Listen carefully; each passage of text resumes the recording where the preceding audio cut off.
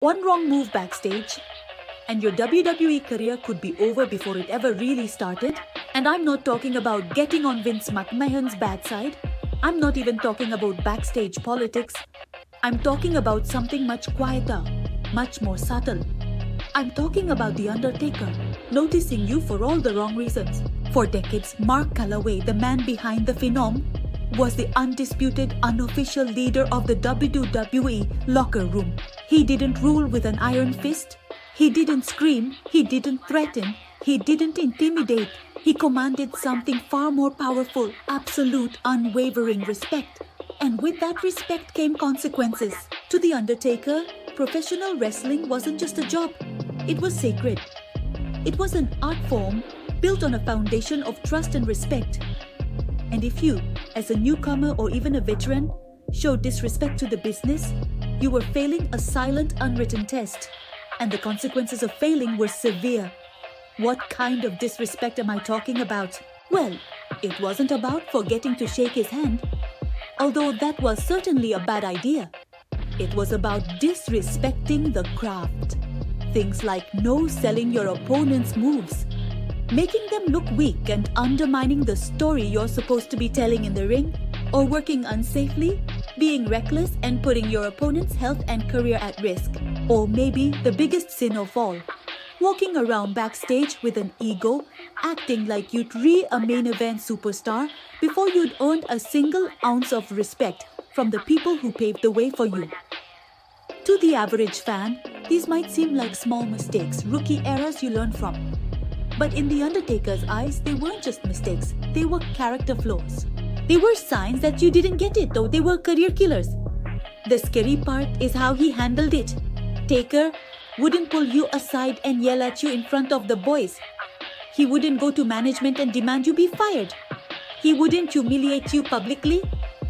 No, what he did was much more effective and much more chilling. He just remembered.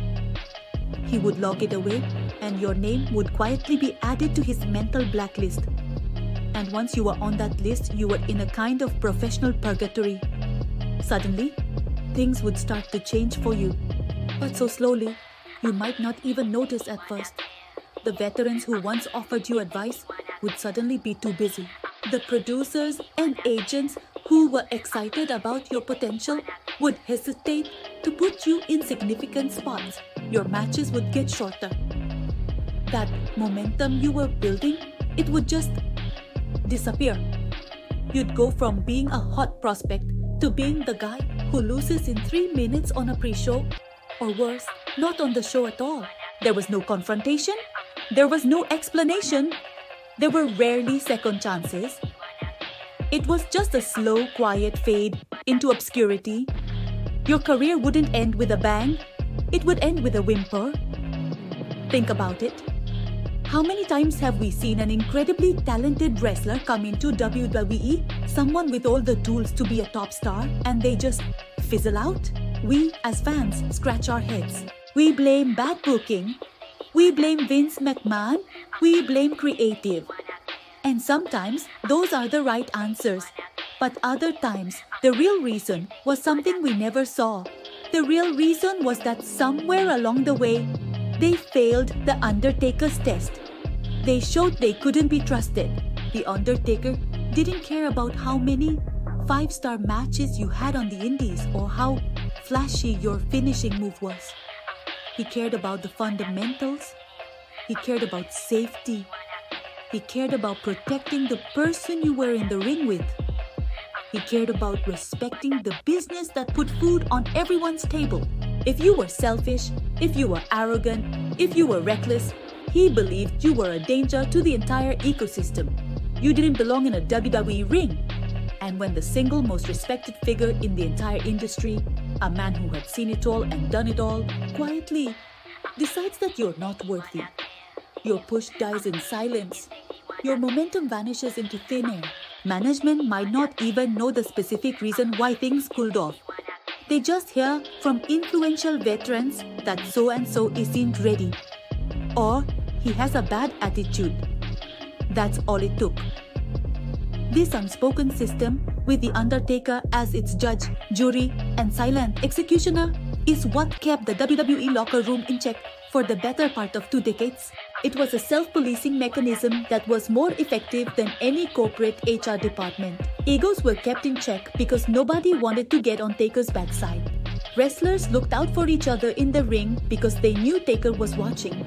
And respect wasn't just a nice thing to have. It was a mandatory requirement for survival. People often misunderstand this. The Undertaker wasn't a bully. He wasn't a tyrant seeking power. He saw himself as a guardian, a gatekeeper. He was protecting the integrity of the world he loved and the well-being of the performers within it. His role was to ensure that the foundation of the business, trust and respect, remained strong.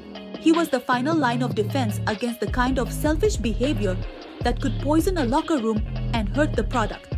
He ensured that the traditions of the business were passed down and upheld.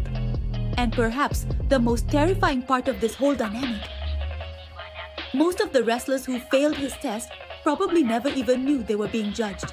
They never knew they had crossed the line.